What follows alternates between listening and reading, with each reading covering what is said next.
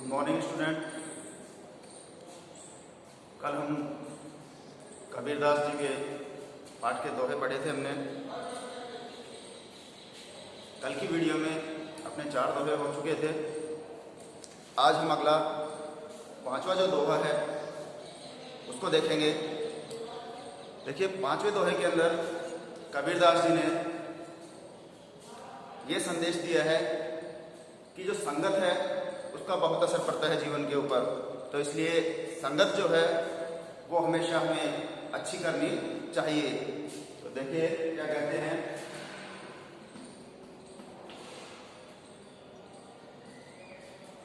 संगत कीजिए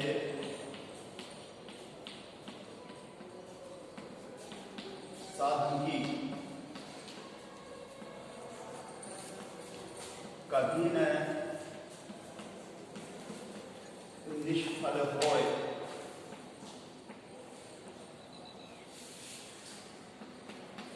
लोहा पारस परस ते सोभी कंचन होए। अर्थात संगत कीजिए साधु की, कभी न निष्फल होए। अर्थात कबीरदास जी इस दोहे के माध्यम से कहना चाहते हैं कि संगति जो है हमेशा साधु लोगों की करनी चाहिए। यहाँ साधु का मतलब ये है कि जो सज्जन लोग होते हैं, जो ज्ञानी लोग होते हैं, ऐसे लोगों की हमेशा संगति करनी चाहिए। और ऐसी जो संगति होती है वो कभी भी निष्फल का मतलब होता है बेकार। यानी कि जीवन में अच्छे लोगों की जो संगति होती है वो कभी भी बेकार नहीं जाती है। कैसे? देखिए, जैसे लोहा पारस परसते, अर्थात लोहा जो है पारस पत्थर जो होता है, ये कहते हैं कि पारस पत्थर अगर लोहे को छू जाए तो वो भी सोने में बदल जाता है। तो पारस जो पत्थर है, परस का मतलब होता है स्पर्श। लोहा पारस परसते सोभी कंचन होए, कंचन का मतलब सोना। यानी कि पारस पत्थर के छूने से जो लोहा है वो भी किसमें परिवर्तित हो जाता है? सोने के अंदर परिवर्तित हो जाता है। तो इसलिए हमें जीवन के अंदर जो संगति है वो हमेशा अच्छी रखनी चाहिए, क्योंकि अगर अच्छी संगति रखेंगे तो हमारा जीवन अच्छा बनेगा और अगर बुरी संगति रखेंगे तो बुरा बनेगा। तो इसलिए संगति के ऊपर विशेष जोर दिया है इस पद के अंदर कबीरदास जी ने। अगला जो दोहा है उसके अंदर कबीरदास जी कहते हैं कि आशा जो है जब दुराशा के रूप में बदल जाती है, यानी कि आशा जो है वो दुराशा हो जाती है तो सरपणी के समान हो जाती है। और ऐसी दुराशा ने इस पूरे संसार को क्या कर रखा है? डस रखा है। देखिए,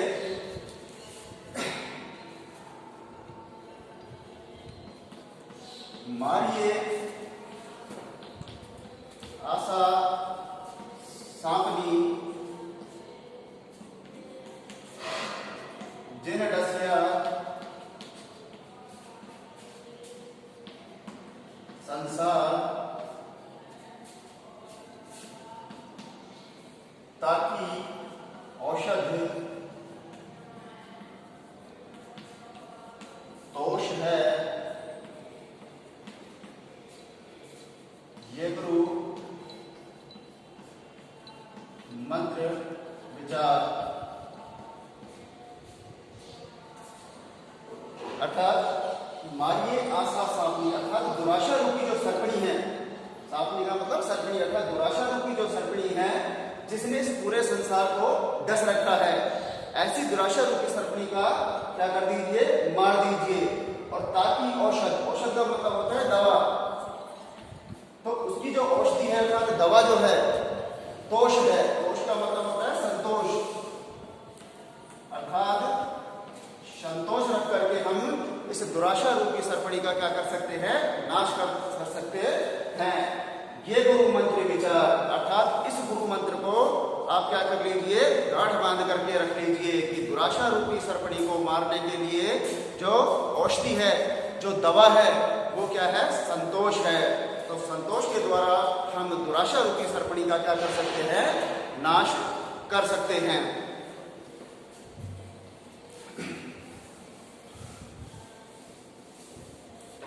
अगला जो 7वां दोहा है उसके अंदर कबीरदास जी ने वाणी के महत्व के बारे में बताया है।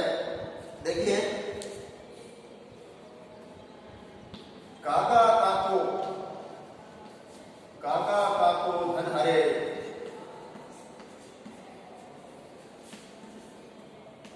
और कोयल काको देख,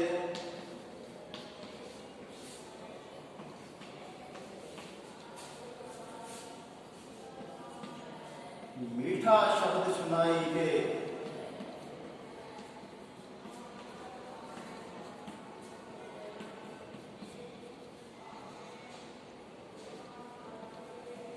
जग अपनो कर ले, जग अपनो करी ले। अर्थात खागा काको धन हरे, अर्थात कौवा जो होता है वो किसी के धन का हरण नहीं करता। काको का मतलब किसी का, अर्थात कौवा जो होता है, कागा का मतलब कौवा, तो कौवा जो होता है वो किसी के धन का हरण नहीं करता, अर्थात किसी के धन को छीनता नहीं है। और कोयल काको दे, और कोयल किसी को कुछ देती नहीं है। मीठा शब्द सुनाई के, जग अपनी करे अपनों करे लेते।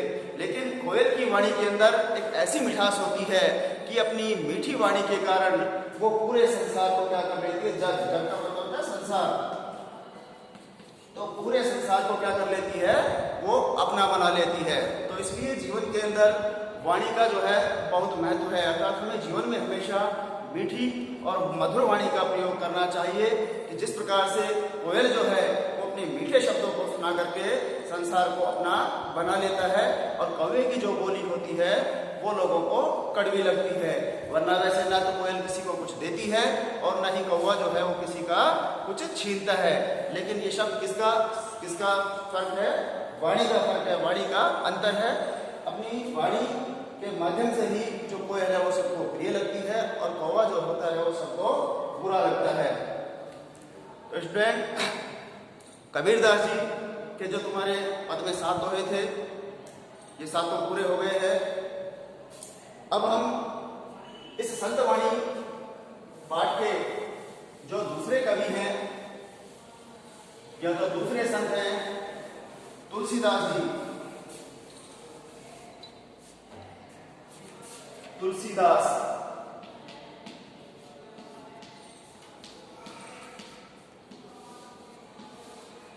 अब इनके बारे में बात करेंगे। सबसे पहले हम इनके जीवन परिचय के बारे में बात करेंगे। तो देखिए, तुलसीदास जी नाम आप लोगों ने सबने सुना है, परिचित होंगे। इन्होंने रामचरितमानस की रचना की थी, जो कि इनकी कीर्ति का, इनके नाम का आधार ग्रंथ है। तो तुलसीदास जी का जो जन्म है वो 1532 ईस्वी में हुआ, और मृत्यु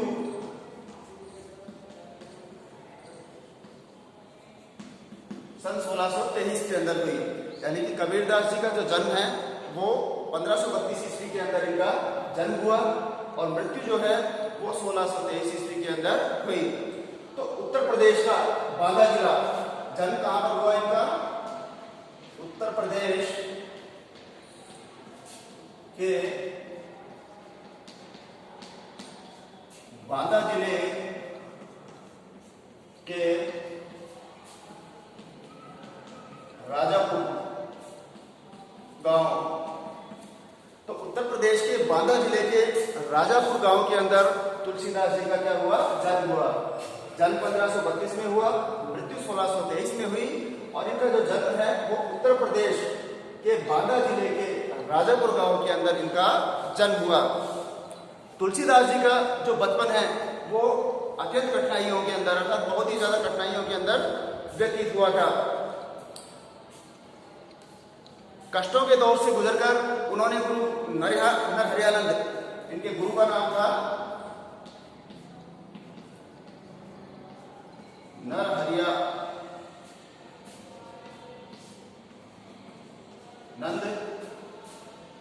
और शेष सनातन नरहरियानंद और शेष सनातन। तो ये इनके कौन थे? गुरु थे। गुरु नरहरियानंद और दूसरे गुरु थे इनके शेष सनातन। इन दोनों से इन्होंने क्या की? शिक्षा ग्रहण की, शिक्षा प्राप्त की। वे अपनी पत्नी रत्नावली से अति स्नेह रखते थे। इनकी पत्नी का नाम जो था वो था रत्नावली। तो इनकी जो पत्नी थी रत्नावली, अपनी पत्नी रत्नावली से ये बहुत ज्यादा प्रेम किया करते थे। लेकिन एक दिन रत्नावली द्वारा उत्प्रेरित किए जाने पर उनके हृदय में राम प्रेम जागृत हो गया। यानी कि हुआ क्या कि जो आसक्ति थी, जो प्रेम था रत्नावली के प्रति, वो इतना ज्यादा हो गया था कि एक दिन रत्नावली जो इनकी पत्नी थी, उन्होंने कहा कि अगर इतना आप जितना मेरे अंदर मुझसे प्रेम करते हैं, मेरे अंदर आपका जितना मोह है, अगर इतना मोह आप प्रभु श्री राम से अगर लगा ले तो आपके जीवन का उद्धार हो जाए। और उस दिन के बाद से ही कहते हैं कि तुलसीदास जी ने अपने गृह का त्याग कर दिया और संन्यास धारण कर लिया। तुलसीदास ने अवधी भाषा और ब्रज भाषा में कई ग्रंथों की रचना की है। अर्थात इन्होंने कौन सी भाषा का प्रयोग किया है? अवधी व ब्रज भाषा। तो इन्होंने जो रचनाएं लिखी है वो अवधी भाषा में लिखी गई है और ब्रज भाषा के अंदर इनकी रचनाएं लिखी गई है। रामचरितमानस इनकी कीर्ति का आधार ग्रंथ है। यानी कि सबसे ज्यादा जो प्रसिद्धि प्राप्त हुई इनको, वो कौन से ग्रंथ से प्राप्त हुई? रामचरितमानस। रामचरितमानस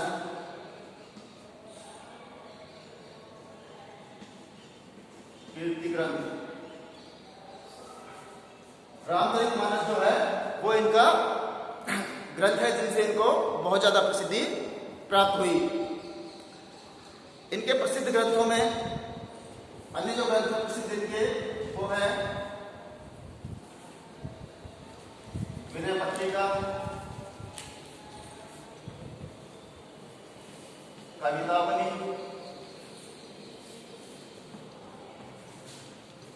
गीतावली,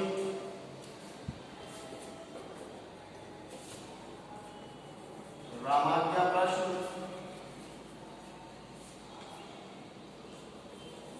दोहावली।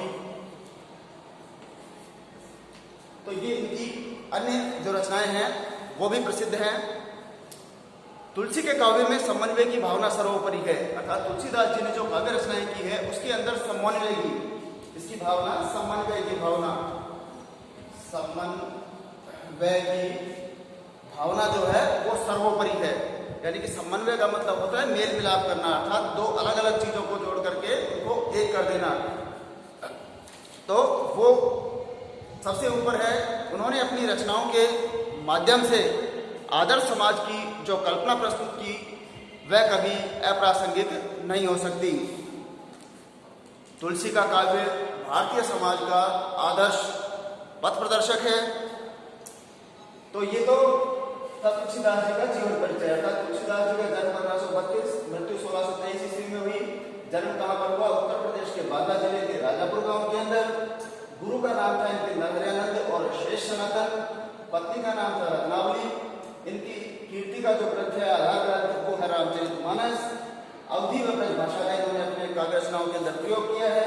और इनकी अन्य जो रचनाएं हैं वो है विनय पत्रिका, कवितावली, गीतावली, रामाज्ञा प्रश्न और दोहावली। ये इनके द्वारा लिखी गई अन्य रचनाएं हैं। अब